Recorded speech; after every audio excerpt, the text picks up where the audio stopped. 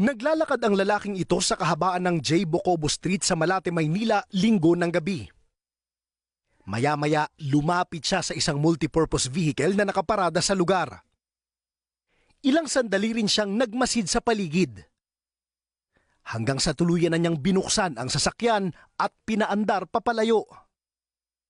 Ayon sa pulisya, sinalisihan ng suspect ang may-ari ng sasakyan na kumakain sa isang restaurant. Sa tulong ng GPS mula sa naiwang cellphone ng biktima, natunton ng mga operatiba ng Manila Police District Anti-Carnapping Unit ang sasakyan sa bahay na ng suspect sa Pasig City nitong madaling araw ng Lunes.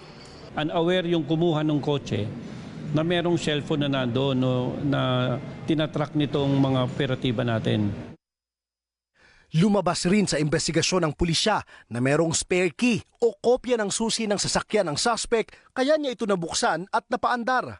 At sa pag-iimbestiga natin, ito palang sasakyan ito ay kanyang sinalo. Ang term niya ay sinalo po. Pinagpatuloy niya yung pagbabayad nito mula dun sa naunang owner.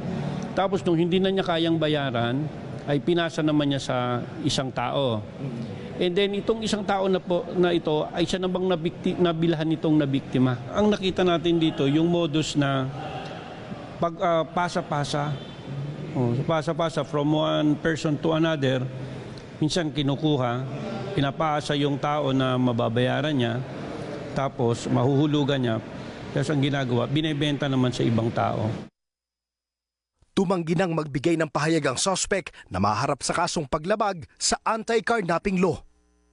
Kaya paalala ng mga otoridad, kung bibili ng second-hand na sasakyan, mas mainam na personal na kausapin ang rehistradong may-ari nito o di kaya naman ay i-verify ang mga dokumento sa Land Transportation Office para iwas modus.